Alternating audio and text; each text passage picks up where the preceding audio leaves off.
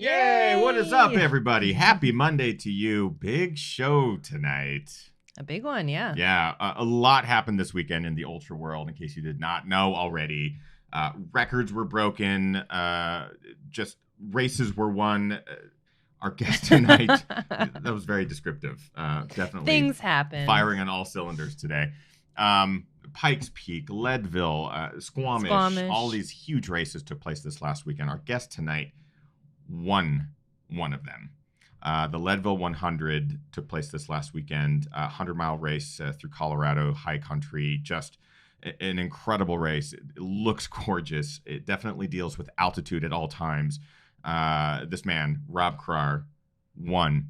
And not just won, but came within a fraction of the course record, which is thought to be untouchable, that was set back in 2005.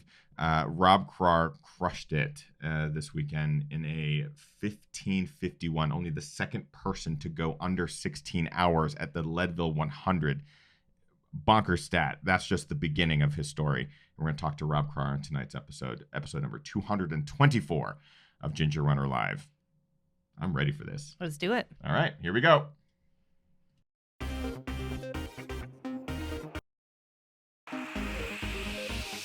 Ginger Runner.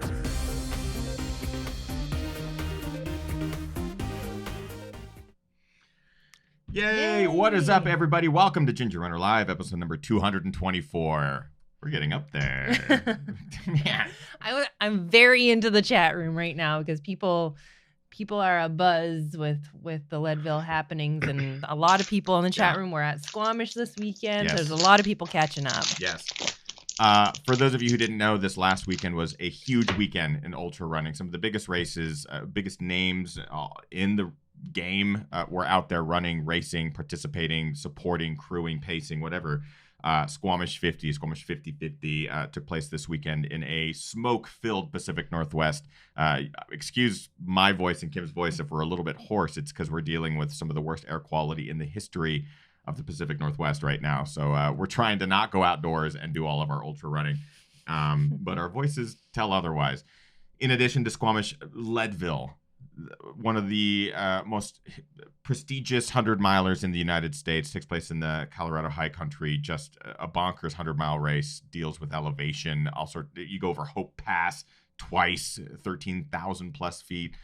It's crazy. Our guest tonight actually won the Leadville 100 in a near record time, thought to be an untouchable record set in 2005 of 15:42. Our guest tonight, Rob Krar, back on the ultra scene at the 100-mile distance, crushed it in 15:51, 9 minutes, almost to the second, just back of the course record. I have so many questions because that is just the beginning of the story. We're going to go back a little bit with Rob and talk about his big buildup post-surgery 1 year ago on his knee. He just sent me pictures. I haven't looked at these pictures of the surgery yet. I'm about to...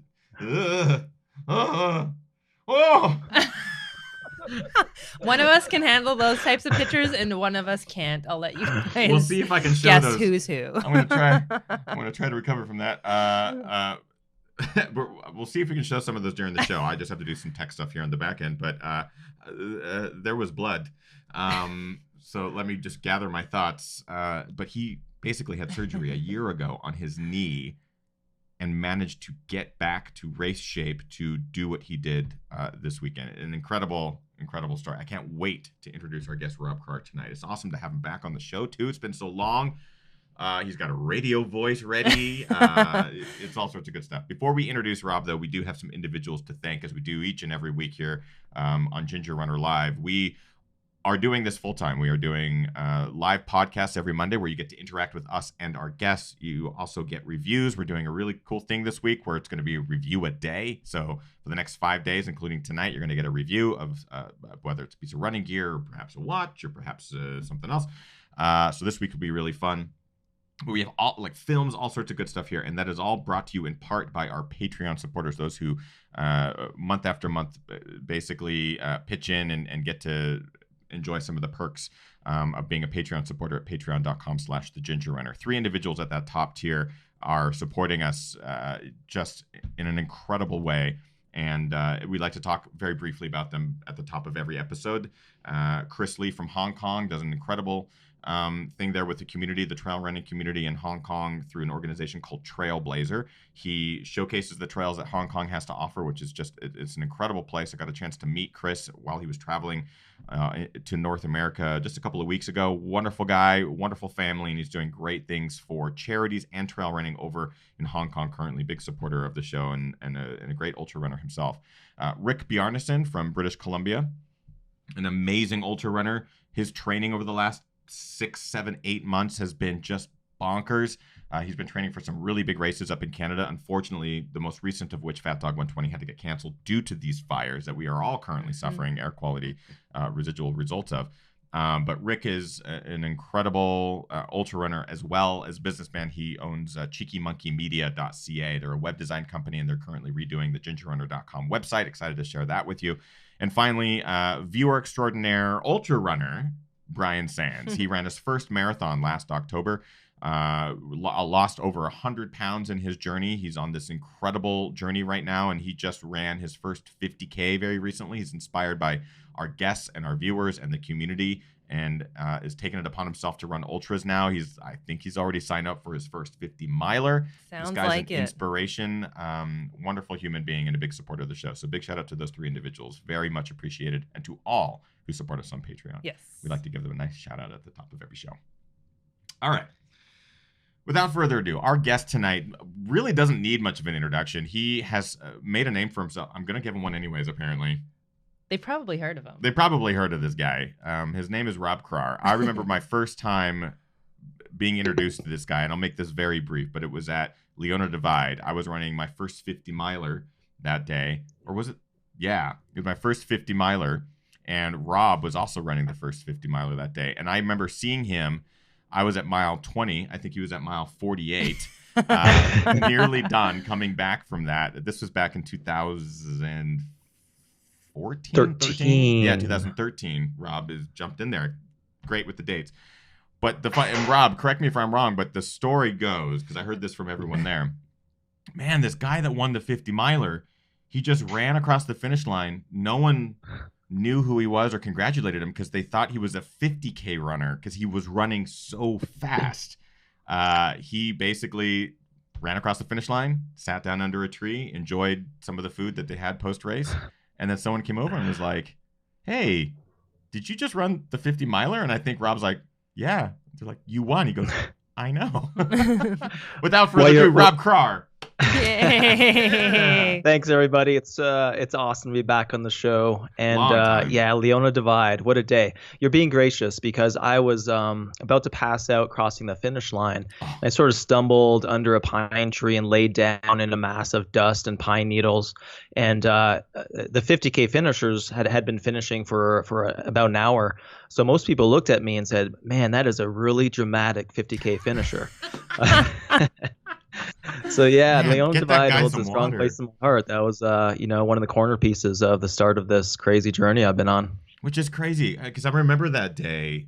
Like, I remember the moment that you came the other direction vividly because I had like timed out the 50K runners who were kind of already finishing, and I was like, I don't think that guy's a 50K runner. You were shirtless. I remember you had Nike road shoes on at the time. Of course, I don't think you were sponsored at the time because I think this was also new. And I just remember going like, man, he's flying down that hill. And so congrats, Rob. Congrats on winning Leona Divide in 2013. Yeah, I didn't know any better back then. You've done a lot since then. Let's get right into this. Obviously, we've had you on the show before. You've done some big things, Western States, multiple ultras, almost everything you touch, you win or do something incredible at. This last weekend had to have been a big moment for you. You've been away from the scene for, I don't want to say away. You've been a part of it, less at the forefront racing, for the wins, but you've definitely been like supporting, crewing, and all that sort of stuff. But what was it like to toe the line of your first 100 in quite some time? Oh man, where do I begin? It's huge. Yeah, I've struggled with some injuries the last couple of years, including a major knee surgery just over a year ago. And man, it felt really special. A lot really uncertain standing on that starting line, exactly how the day would play out. I tend to know relatively early in my races whether it's going to be one of those days, one of those magical days. And man, I felt good. I felt good and happy and confident early on. And I had to rein that in a little bit and run smart the way I like to race. But oh man, crossing that finish line was magical. I think it may have been my most fulfilling finish line crossing yet for a lot of different reasons. It was really special, and I don't want to say it's a relief and a burden off my shoulders, but it feels really damn good right now. I can only imagine. There was a period last year. I didn't run at all last year, ultra wise, and it was really difficult. I dealt with a bunch of demons and injuries and all sorts of things. I know that you also have dealt with some of that stuff over the last couple of years. So there's Christina. We also got to give Christina a round of applause. I don't think she can hear us. But... She cannot. She did my beer delivery for the evening. Nice. Yes, Wanderlust special edition. So that's awesome. Celebration. I love it. So I'm really curious. And by the way, for those who are watching live, I did not mention this, but we are live. And most of you guys know my name is Kim, and I am in the chat room as always every Monday.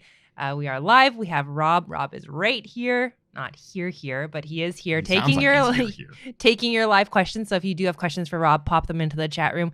And there's already so many people that are just in love with the sound quality that we're getting from Rob's mic. Finally. Send Christina a message and let her know it was working.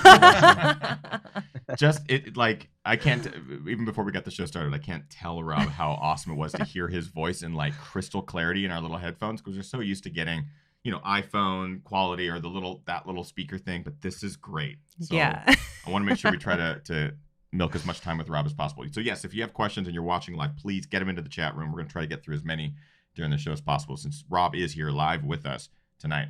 But yes, taking time away from the racing side of things, let's talk about that relief, I guess, that you just kind of mentioned, crossing the finish line, and what maybe the doubt before starting that event. Has that been something that's loomed on the horizon for you? And is this a sign of things to come? Are we going to see more Rob, that sort of thing? Let's talk about the kind of the mental aspect of Leadville this weekend. Yeah, I mean, I sure hope you'll be seeing more of me.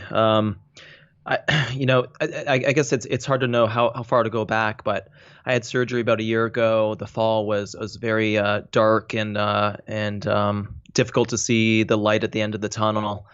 I started to feel a little bit of hope and light in January. Everything's been really positive in terms of my recovery since December, January, but it's been just a really slow positive, where as being an athlete, I want it to be straight up and be back at it. So it's a really long and definitely at times frustrating process. And, it's everybody daydreams, and my daydream back in January was, if everything goes perfect, maybe, just maybe, I could toe a line for a big race midsummer. And 2014 Leadville was my most difficult 100-miler to date, and I've always wanted to go back and almost have a more amicable experience with the course. And Leadville lined up time-wise pretty well. But at the same time, my buildup was so far from perfect. I definitely towed the line the least prepared I've been for a 100-miler. Wow. So it was a calculated decision. First and foremost, I had to ask myself, did I feel confident I could get to the finish line healthy and not re-injure myself? And that's how the mountain biking sort of comes into the picture. About 6 weeks ago, my Achilles started acting up, so I hopped on the bike and I got the bug, and Christina allowed me to purchase a new road bike, which got me more excited. But importantly, in 2 weeks of riding, my quad had grown in size. It was a struggle to gain that muscle mass back after it atrophied so much from my surgery, that I figured that it was prudent. It was the right thing to do to keep riding and running. And yeah, the last, say, 3 weeks before Leadville, things went really well. And I raced the Leadville mountain bike event 7 days before the run. And it went really well, and I recovered well. And on Tuesday, I pulled the trigger and reached out to the race director, and I was very thankful he allowed me to toe the line. And the week went by quickly. I didn't do a whole lot between the two events, just mostly resting and stretching and kicking the legs up. And before I knew it, it was 4 a.m. on Saturday. We can't pass over what you just mentioned, because I also forgot to mention it in Rob's intro, is that 7 days prior to Leadville 100 foot race, Rob rode the Leadville 100 mountain bike race. So he did a century through the mountains. Is it the same course? It's pretty close, right? It's actually quite a bit different. There's 1,500 bikes on the course, and it's out and back, so it needs to be more on wider 2-track or dirt roads. But there's just a little bit of overlap. But you do get up to, I think, 12.5 on Columbine Pass. So it's a challenging course in some ways, and it's a very quick course in other ways. And I know that there's also the Leadman category, because that includes the 100-mile mountain bike race. The next day, I believe it's the Leadville 10K. Yeah. And then the following 10K week, race at noon, the day following the mountain bike, 100-mile mountain bike. That's insane. A big shout out to Dave Mackey, who we've had on the show before, and we'll have him on again, who did become a Leadman this last week. An incredible story. And Rob was there to see his finish as well. Yep. I want to go back. So now I want to start talking about the surgery, because this is something that, this is one of the most impressive parts of this story, is that a year ago you had to undergo the knife and take care of. I'm curious how this injury came about. How did you know it was an issue? What were the months and stuff leading up to this that showed you needed to go get surgery done? Yeah, so early in, I guess that was 2017 now, training was going well, and I ended up having a couple good races in Australia and in Iceland. And through that time, something was going on with my knee, and I just couldn't quite figure it out. Most of the race photos show I was using, KT tape on my knee to try and help. But I was up in Blue Mountain, the Blue Mountains in Ontario, Canada, which is actually where I grew up skiing, which is really cool to go back, 20 plus years later. And I was running the 50K out there, and about a mile from the finish, I just took one single bad step. And it's funny how one single step can change the course of your life in a way. I end up hyperextending my leg, and the doc thinks in that moment my patella dislocated to the outside and then popped back in just instantly. And that the friction of that movement essentially caused an explosion in my knee. As you can see from the photos, I ended up with two dime-sized potholes, one on the underside of my patella and the other corresponding on my femur head. And it hurt. It wasn't the kind of thing where I was on the ground yelling in pain. I sort of limped my way to the finish line, but it was incredibly swollen. And when I moved it, it kind of sounded like a chip bag because I had cartilage floating around. And a couple days later, the good thing about living in a small town is you can get in pretty quickly. So I had an MRI that showed the cartilage damage, and in my mind, I just wanted to get under the knife and start the process of healing and recovering as soon as possible. So about 13 days later, I had surgery, and it's any kind of cartilage damage is a difficult injury to recover from, let alone missing chunks of cartilage in two different locations. So actually the surgery involved having cadaver cartilage placed in the potholes, kind of look like minced garlic, about that size. So they fill the holes up, put a medical glue on top to hold it in place, and then your body eventually, hopefully, begins to make it its own. And it's a relatively new procedure, and I think one of the tricky parts was because it's so new, there's not a ton of protocol in terms of recovery, especially for an athlete like myself who's hoping to run 100 miles just over a year later. So it's touch and go at times. One thing I barely mention is another part of that surgery was the doctor did a lengthening of my IT band, which in itself is a pretty major surgery. So, wow. Yeah, because he thinks that the IT band was tugging on that patella. So we needed to relieve some of that stress.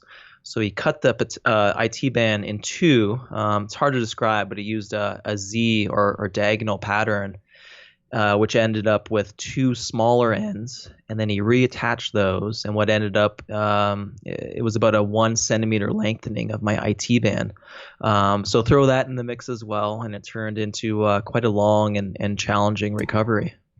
I have an image of some of this surgery. I did manage to get it to work. Mm-hmm. I will warn those live viewers that it's inside of Rob.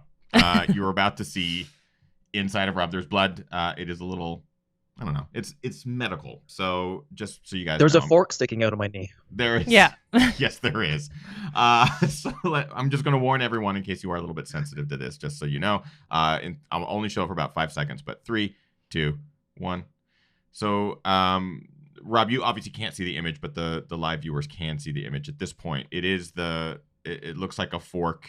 You can see the underneath the patella. So you're talking about them adding cadaver cartilage underneath between those two plates. Well, not between. It's literally filling in those holes. Got it. Yeah. So it filled in the hole on the underside of the patella and filled in the hole on the femur head. Wow. And then if you have the next photo, you can see it filled in and it has a smooth surface. So there's sort of the before with the holes and the after with the smooth cartilage and glue on top. I actually realized that this is the after. That is the after. Yeah, that's the after. Okay. So yeah, let me just pull up I was like, I think I see the holes. Is that how that works? Right. But yeah, I'll show the before here in just a second. I just got to pull that up. That's incredible, though. I know that knee surgeries can be invasive, and they can definitely take their toll on the runner. Even actually before we get to recovery, because I'm going to want to talk about the initial recovery. Kim has been so patient; she's pulled aside dozens of questions here. Let's get to a live questions from one of our live viewers tonight. Kim, go ahead. Yeah, this kind of has to do with recovery. Question from Kim Wrinkle in the chat room. Kim asked, Rob, can you describe the role Christina has played in your recovery, your training and racing, and your overall support? Yes. Where do I begin? I mean, Christina is the reason I'm talking to you today. I won't go back too far, but we met randomly at Trans Rockies in 2009, and never would either of us have thought we'd end up being where we are today. But man, it's difficult. It was a really tough fall without a whole lot of hope in my mind. And Christina was a champion and a warrior. And I mean, whenever she sees a water bottle, which I used as my pee bottle for about a month, the things she did so selflessly, hung in there, tried to be positive, was patient when I was not a good person to be around. I just can't imagine any of this would have happened without her in my life, and I'm incredibly fortunate, incredibly thankful. I don't know how I got so lucky to meet and marry such an incredible, powerful woman. I mean, I've known you for a couple of years now, Rob, and I've known Christina as well, and it's just, as someone who runs with a partner who also runs and is there to support me and vice versa, I think there's something really special to be said about that sort of relationship, and I've always admired you too. It seems like you guys always are there for each other through these events and their journeys. They're long journeys, whether it's just the event itself or it sounds like the build up to the event as well. Yeah, and I think the other part is, I tend to be more of a pessimist and have struggled to see the light, as I said. And Christina is so much better than me at sort of having faith that things are going to work out. And that was, she nailed it. It did work out. And she helped me see that light a little sooner than I sure would have without her. Let's get to one more live question there. Yeah, this is off topic, but it was a couple people have mentioned this already in the chat room. One of them being Chris Thornley, and Chris asked, Rob, I gotta ask, do you have a desire to return to Western states? Oh, well, that's there's no question about that. Yeah. Western states literally changed the course of my life. I had 3 magical years in a row. I knew after that third one that I was pushing my luck and I needed to step away for a few years. But undoubtedly, I will be back at states, and I can't wait for whatever year that happens to be. I am also excited for that. That'll be wow! What a cool thing! And shout out to Chris Thornley, Yes, wonderful supporter here, and Squirrel's Nut Butter, creator and founder, and great product. So now let's talk a bit about the recovery process, because you had this knee surgery. At that point, did the doctors give you any sort of diagnosis like, yes, you'll be running again, or stick to the bike, or no impact, or what was your long-term prognosis? Yeah, what was cool was my doctor, Dr. Darius Moisey, is good buds with my other good friend now, Dr. Stephen Connect, who did my heel surgery in 2010. So being in Flag, a close-knit community, so it was good to be able to speak more freely and have that freedom of not having to sugarcoat things. So, the doc was pretty upfront that it was pretty major and serious injury, and there were a couple different options. And he felt that although it was a newer procedure and the protocol wasn't quite there, if I wanted to have the best shot at being a competitive runner again, I needed to take this route of a relatively new procedure using the cadaver cartilage. So he had a very rough ballpark of 1 year in his head. And, back in 2010, when Dr. Connect told me the same thing, I was like, yeah, there's no way it's going to be a year. I'm going to be back there in a couple months crushing it, and I tried to do that. And that's when I quit running because I messed up with the recovery. So I was much more accepting, as difficult as it was, and willing to be in it for the long haul. And it was the first 5 or 6 months was kind of exactly as expected. Not a whole lot of recovery, and it was a slow process. And then right about when the doctor predicted, I started to feel a little bit better. But it was still kind of feathering the process, Sure. touch and go. I think an incredibly integral part of my recovery was working so closely with my friends at Paragon Athletics. Ryan Whitted is the co-owner. He's been a friend for a couple years, and again, no doubt in my mind, there's absolutely no way I could have done what I did without his work. I mean, I was seeing him 2 to 3 times a week for an hour to 2 hours at a time throughout the fall, and it's huge. It's I've always been a big fan of strength and conditioning, and I've continued that with Paragon, but also the one-on-one attention to correct the deficits and strengthen the quad, and get healthy and confident enough to stand on the starting line of a 100-mile race just over a year after that surgery. Like, one thing that I'm fascinated by here is, one, you're an incredible athlete no matter what. So taking that into account here, 1 year after a surgery, you were able to just crush Leadville 100. I mean, that's what an amazing story to know that you could probably barely walk the day after having cadaver cartilage put on your patella. It was a couple months before I was walking. Exactly. So less than a year. Did it feel like starting over? So those first few weeks on your feet, did it feel like you were starting over from scratch? Was there any running in your mind at that point? It was really difficult. It was 6 to 8 weeks of non-weight bearing.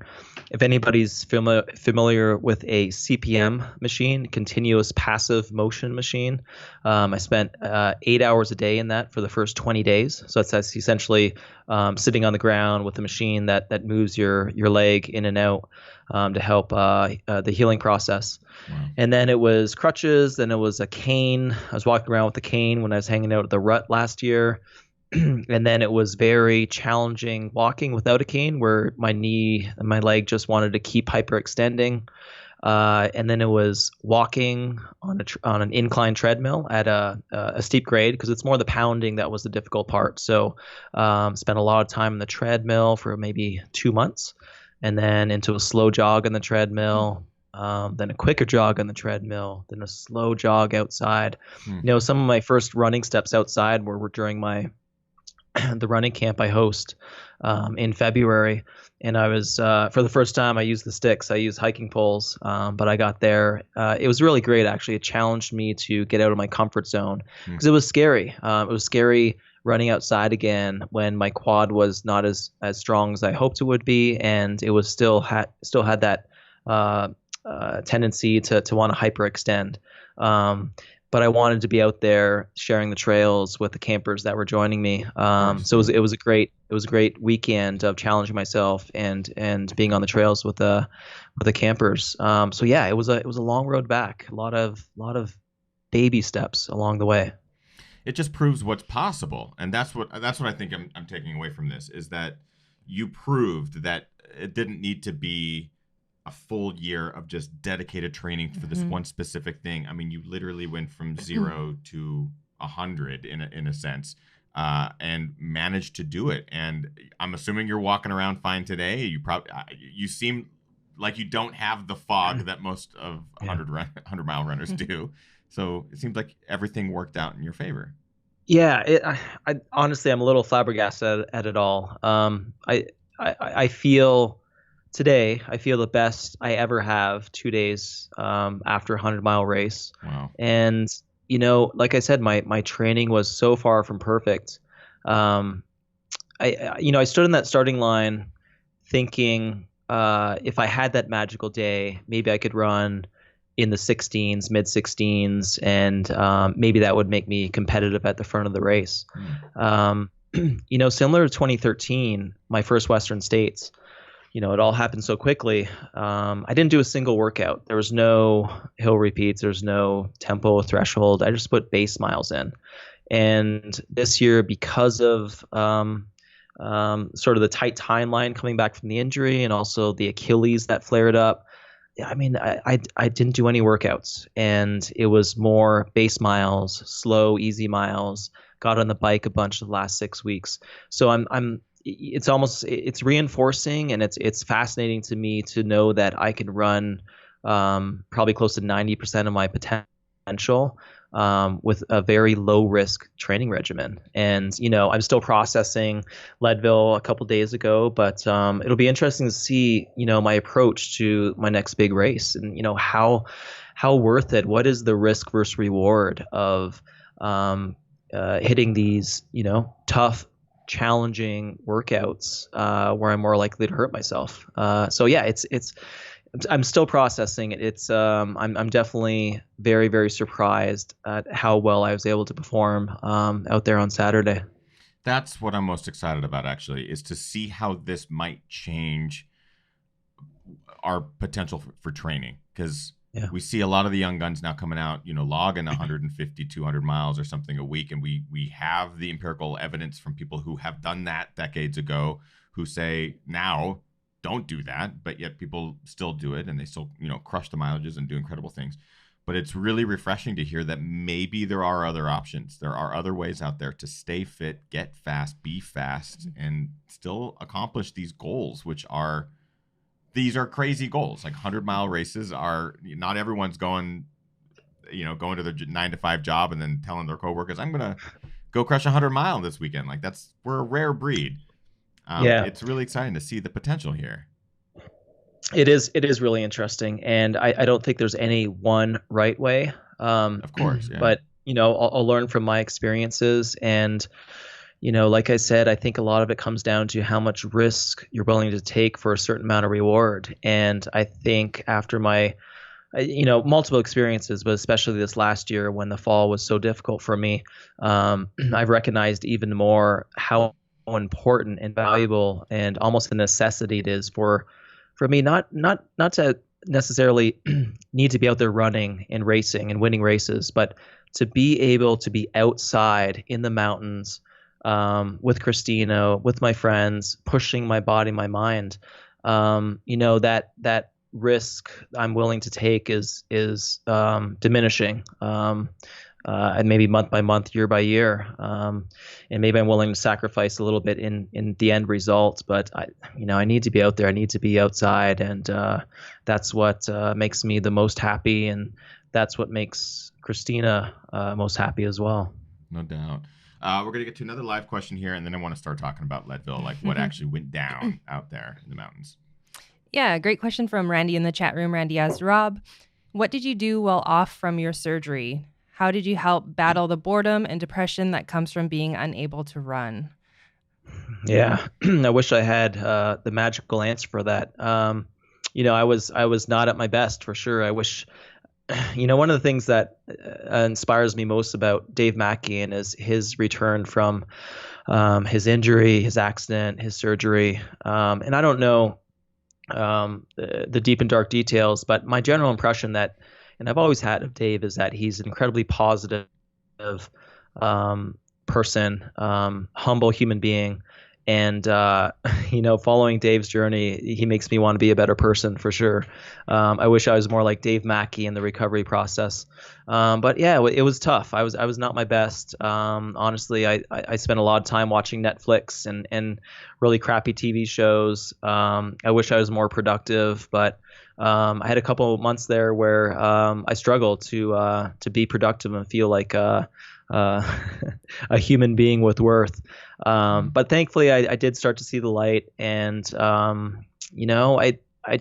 started to dream again, and that helped me get to Paragon, get the strength and conditioning workouts in, spend multiple hours on the treadmill multiple times a week. So yeah, that it had its highlights, and it certainly had its low lights as well. But finding hope in the long term, I think it really helped me having the experience from my surgery in 2010 as well, to know that things do take longer than you wish, but if you're patient, good things can come in the end. We've had lots of guests on this show who have overcome, big injuries, things that involve surgery, things that took them out of the game for a long time. And it's always fascinating to hear. There's that commonality of, especially with elite athletes, I imagine, some sort of loss of self when you feel like you can't run, or these things that you've built your identity around, when that's taken away from you. I imagine it's happened to me multiple times where you lose that sense of, well, am I going to be relevant in the sport, or is it, the mental games that come with the downside of like recovery? So to know that you were able to get through that and also come back with a vengeance is a pretty amazing thing. Do you have any advice for those who maybe will go down the injury road and just so they can take something away? Yeah, I mean, to reflect on that,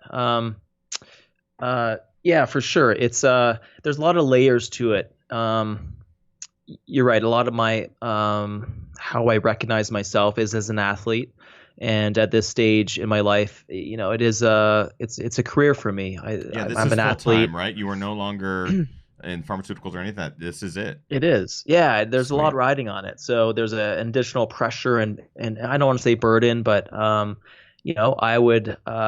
spent 14 years as a pharmacist, a retail pharmacist, and that was a necessary part of that puzzle piece.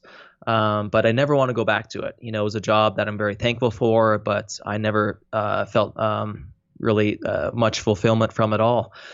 So I'm willing and able, and I want to work really hard at what I'm doing, and that includes running and racing well, and representing the companies I work with, and coaching and hosting running camps. So one of the most difficult things in the fall was I had two fall retreats, running camps, and I wasn't able to run. And man, that was a huge struggle. And the campers were amazing, and they understood. But that was as great as the camp was, it was also pretty heartbreaking for me to not be able to be out there on the trails with them. So yeah, there's a lot of layers to it. But I think maybe the best thing I can say is, to a T, there's never been an injury or struggle or adversity that I've experienced that I haven't returned that little bit stronger, that little bit smarter, a little bit wiser. And almost in a way thankful for it, which is interesting, because then I ask myself the question, well, if everything's going great, if I'm racing well, training well, life is great for months or maybe a year or two, is it almost, do I wish, injury or a difficult situation upon myself? Right. Because I always return, that little bit better. It's interesting to ponder that, but keep hope. I don't think without struggle and adversity, we're never going to reach our potential. So think long term, think ahead, and try and stay as positive as possible. I love it. I think that'll help a lot of people for sure. We'll get to one more live question, then we'll talk about Leadville. Can we ask a live question about Leadville? Absolutely. Perfect transition. That's what most of my questions are. Everybody right on in there. really, really wants to talk about Leadville here. Nathaniel has a great question. Question for Rob. You had an amazing Leadville 100 performance. Where do you rank this effort among your other races? If it's not your most cherished performance, which is and why? Great question. Wow. Yeah. It definitely ranks up there. I ran a smart, strong race. The primary goal was to get to the finish line healthy. And I think I ran to my potential. I don't think, looking back, reflecting back on the race, I don't think there's any one spot I could have gone faster. The descents are a huge struggle for me, confidence-wise, and my body's just not ready for the descent. So coming down Hope Pass, both on outbound and inbound, were my slowest sections by far. Western States, all three races were huge efforts under, very hot conditions, whereas Leadville, the conditions were just about perfect. But overall, I think as a whole, as a package, Leadville 2 days ago was likely my most fulfilling 100-miler of them all. It's an amazing accomplishment to have so much time in recovery, getting the knee situated, and then to build up, and then to just crush a race like this, 100-mile distance and stuff. Let's play through this race. So was there ever a moment that doubt creeped in during the run? You mentioned earlier that it felt like just the day, everything was aligning perfectly. All the cylinders were firing. Was there ever a moment, maybe you were with Christina or you saw her in an aid station or something, where there was like, maybe not today? Was there ever a low? Man, there are definitely lows and challenges, but in terms of doubt, there was very little, which is what probably made it so magical. I started like I usually do, very conservative and smart. You start at 4 a.m., so you have about 2+ hours of running with the headlamp and pitch dark over not super challenging, but not super smooth conditions either. So super dialed in, focused, concentrated on staying on my feet. And then, I'm proud of, staying smart, staying patient, and taking care of myself out there. I kept up on my nutrition. There was some weather that moved in early in the morning, and I picked up a jacket and arm sleeves and a head warmer. And I'd say one of my strongest suits in the race this year was my hiking. My climb up Hope Pass, both outbound and inbound, was super strong, and I've always been a big advocate of hiking. And it felt really good knowing, I think a lot of people, when they do end up hiking, they feel like maybe they're defeated or they can't run anymore. But it felt good hiking for almost 4 miles straight up Hope Pass outbound, knowing that I was doing the right thing and knowing that I was likely gaining ground on second place, and knowing that I was also going to lose some ground on the descents. And you know what the tough thing about Leadville is it's a straight out and back. So, you try not to think about it, but every step you take on the way out, when it comes down to it, you got to go right back to Leadville and cross that start finish line. And that's a difficult mental component of it. So hitting Winfield, which is a 50-mile turnaround, I was feeling great, but also was like, dang, I got 50 miles to go. So it was a long way for sure. I think one of the cool parts about the race, going back to 2014, I mentioned it was a really difficult race where I I felt the worst I'd ever felt in a 100-mile race, only 20 miles. Well, I guess it was maybe about 30, just over 30 miles into the race. And there was a point in 2014 where I sat on a rock and pouted and cried for a couple minutes. And I distinctly remember running by that rock 2 days ago and looking at that, and it was like, oh yeah, there's that rock where I acted like a big crybaby 4 years ago. And I was feeling great there. It's a cool section of the course where you're running on single track through the Aspen, and I was feeling like $1,000,000. And that's the cool thing about the race. There are multiple times where I was like, man, I feel like I could do this all day long. But you go through those ebbs and flows, and felt a little low, but got some energy and nutrition and gels back in me. So overall, it could not have gone better. I mean, it's a tough, difficult thing to do, but it was definitely one. It was. I don't want to say it was an easy 100-miler. It wasn't at all, but it was. Things went so well, and I managed it maybe better than I ever have in the past, that it turned into the magical race it was. So the end result, obviously, is it's incredible. So 15:51 is an outstanding time for the 100-mile distance to begin with, let alone at altitude across such. Oh, hi, bud. Gus is being very needy.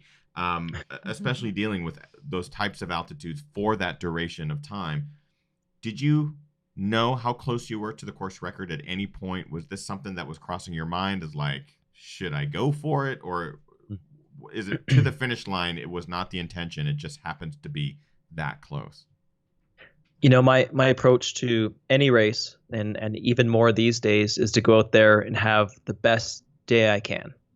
And to me, that's such a great thing, because it takes all the external pressure and internal pressure in a way as well away from me. Because if I go out there and do what I hope to do, the result and the time are just going to fall into place. Right. And that's how I approach this race. I went out smart, ran strong, ran steady. I had no splits written down. I didn't ask my crew to let me know where I was time-wise. Talking to Christina and my crew after they had caught in winds, people had mentioned, like, Rob's so close to the record. Why aren't you telling him that at the cruise when you see him?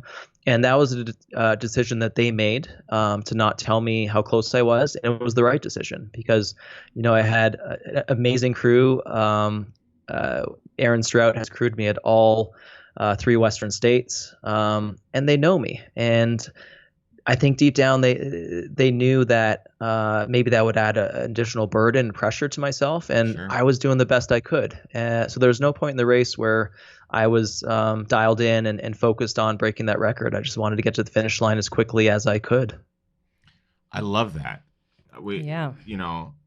I can't imagine that added stress or I don't even want to call it a burden, but knowing Matt Carpenter's course record and then having someone tell you that at mile 60 or something, you still have 40 miles left, and a lot can happen in that, and just pushing a little too hard or something can put you down a bad path, that sort of thing.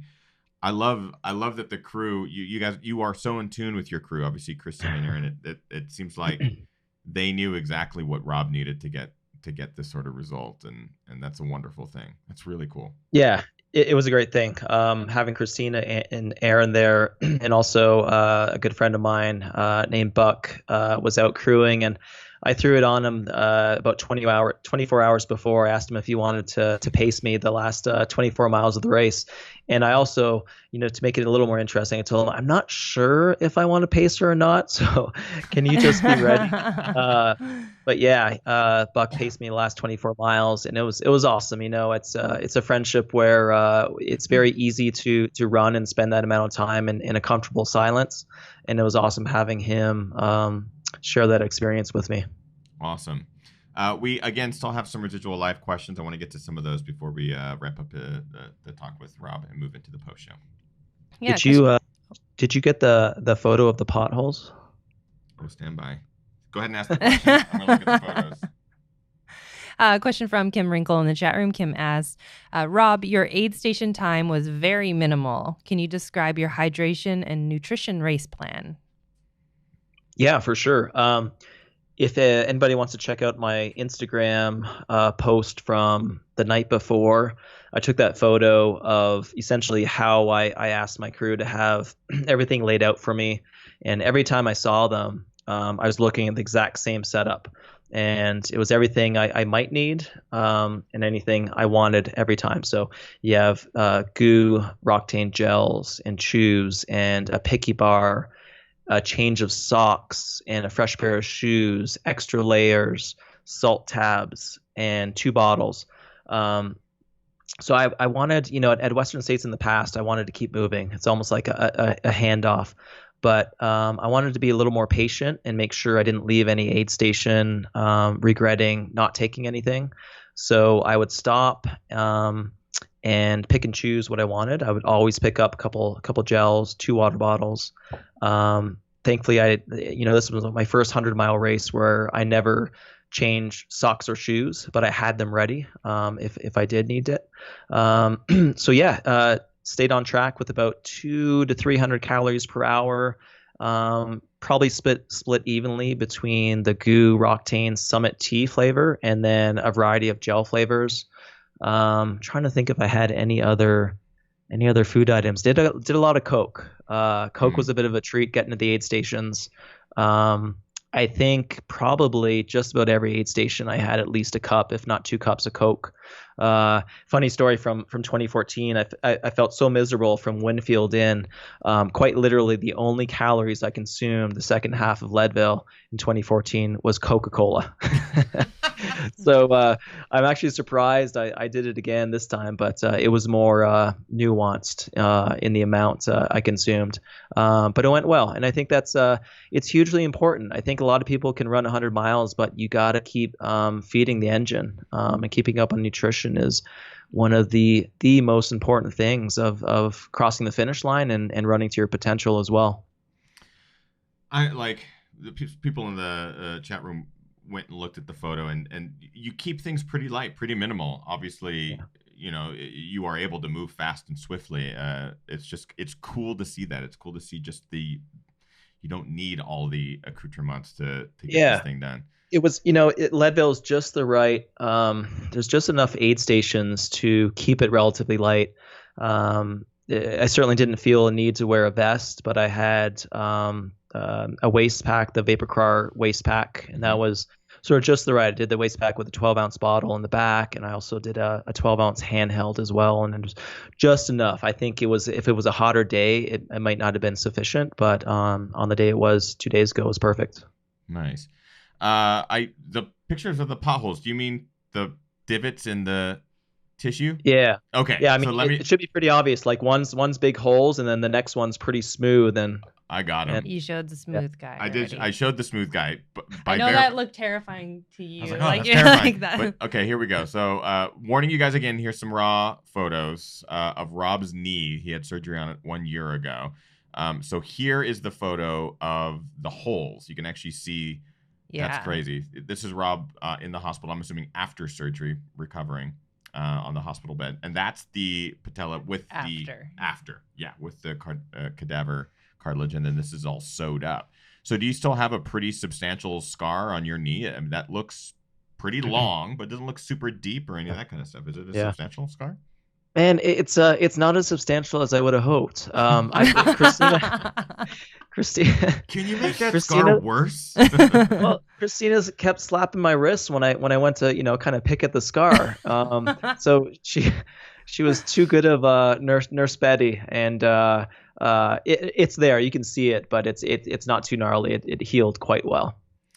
At Leadville, at all the aid stations, where you're just like, look at the scar, like you're showing it off, because I imagine it's pretty good. Yeah. I don't think you can see it from a distance, but now that you said that, it is really cool because maybe in the back of my mind, I was subconsciously being cautious, especially on the technical parts of the course and the descents. But what's really dang cool is I didn't think about my knee out there almost at all. And that's wow. Man, it's a really cool thing to reflect on now. So now looking forward, looking towards the future, what's next for Rob Krar? Are you making plans? Are you looking to go back to some of these historic races or new races, or what's next? Yeah, nothing concrete. I think my general approach is I like to let things come to me. Almost, I like to say I want to wait until a race speaks to me. And I have a couple short trips. I'm going to be heading up to Quebec, Canada, for a North Face Ultra Trail World Tour race up there. I'm not going to be racing competitively, but I'm going to be hanging out. I'll do the shorter race. I'm going to be at the Grand Traverse, another North Face race, just in 2 weeks from now. Hanging out. Christina's going to be racing the full 40-mile race out there, so that'll be fun. And then I'm heading to Chile with Hillary Allen for a race in October. And I'm going to be doing the shorter race, but I think I'll be, I want to have a great race out there. But probably the bigger question is, I want to hit a good, solid, competitive race sometime late in the year. I'm not sure quite what that is yet. I was planning on heading to Cape Town for the Ultra Trail World Tour race there last year, and obviously I couldn't make it. But that's it's almost. I want to race and I want to head to South Africa. So if things pan out, that's certainly a possibility as well. So a lot up in the air, but I'm super psyched to, just feel like I belong in those trails again. And 48 hours after 48 hours after Leadville to feel confident that I'm injury free and excited to rest and recover, but then get back out training and see what the future holds. I think this is awesome because I get to say welcome back, but I know you never left, and you're a spirit and a legend in this community and in this sport, and it's been awesome to follow your journey from 2013, seeing you huddled. Well, I didn't see you huddled under a tree, but everyone told me about it. I did. I was Kim there. Saw. I only saw you whipping by me while I still had 30 miles to go in a race that you were about to complete. And Gus is so excited too. Very excited. But it's just awesome, man. It's awesome to see where you've come, what you've been through in the last year plus, and just to see that you are still taking names and just crushing races, and it's awesome to see you back on the trails. Like this whole weekend, Kim and I were just so excited to see Rob Krar racing from afar via social media. We missed you, and it's so cool to see it again, man. Yeah, thank you. It's good to be back, and I want to say thank you to so many people, strangers, friends who have reached out the past 48 hours. I know I haven't got back to the vast majority, but the amount of support and enthusiasm and thanks that have been shown to me, I'm eternally grateful, and I hope to be able to share more with everybody in the future and keep at it. Before we go into the post show here, so basically, for those of you who are watching live, at the end of every show, we like to keep our guests around for a little bit longer, usually 10 or 15 minutes, and we do a post show where we get to talk individually with our guest. If you would like to join us for our post show, all you have to do is go to patreon.com/thegingerrunner. For as little as $1 a month, you get access to all of our post shows, including tonight's and all of our archive versions as well. You'll also get to hang out with Gus here. What's up, Gus? He is having a time right now, aren't you, buddy? Is he seeing birds? Something happened out there. Maybe a rabbit or something. Maybe a rabbit. He's on point tonight. But if you would like to join us for tonight's post show with Rob, just head on over to patreon.com/thegingerrunner. It's okay, buddy. We look forward to seeing you guys there. We're gonna have Rob stick around for maybe 10 or 15 more minutes. Rob, before we move into the post show, of course, I love to have you shout out your social media. Where can people find you? Where can people sign up for these trail camps? Because I know you do these trail camps multiple times a year, so sometimes they work with people's schedules at various times. But go ahead. Where can people find you? Sure. I'm pretty easy to find. I wasn't very creative with my handles when I signed up for social media. So I'm pretty much Rob Krar across the board.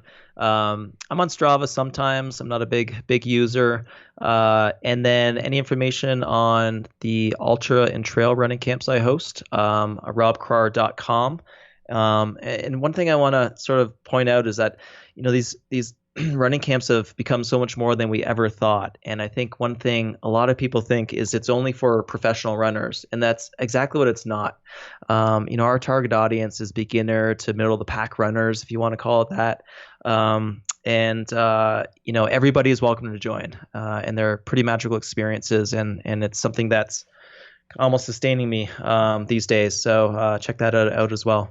We have viewers actually in the chat room who have said that they are either signed up for a trail running camp upcoming, or recently went to one of yours either last year or this spring and loved it. So do it. If you can, sign up for one of the Rob Krar Ultra Camps. You're going to love it. And it is for all shapes, all sizes, all abilities. No doubt about that. And great food. From what I've been told, the food, amazing food, is amazing. You get to show Gus off. I get to show B off. Yes. What's up, B? We've been seeing the tail kind of whip around throughout the show. It's been adorable.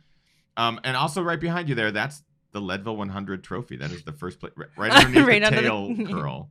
That is it. There. Right there. Yes. It is a Leadville.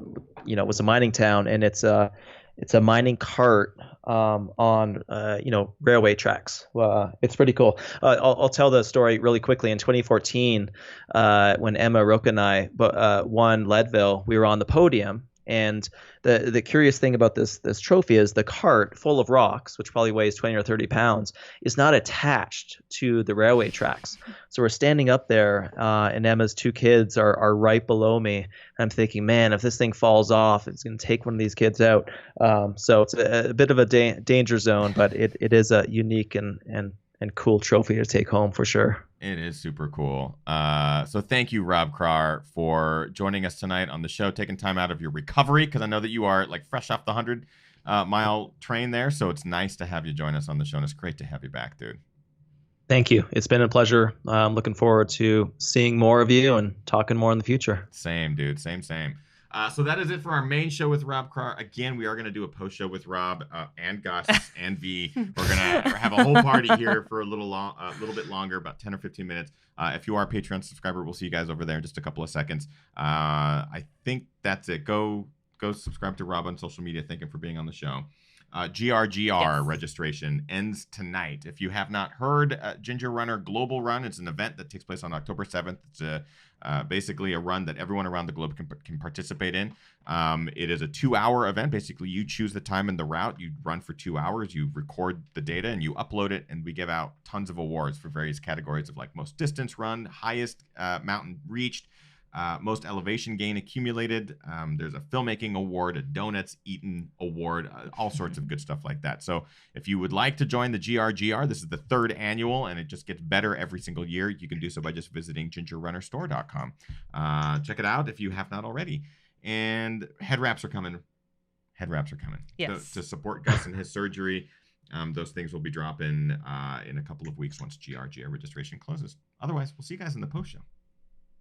Right? Yeah, that's cool. it. Get out there, train hard, race harder, and probably the hardest. I know I am. I'm slurring already. I'm so excited. All right, guys. We'll see you in the post show. Bye. Bye.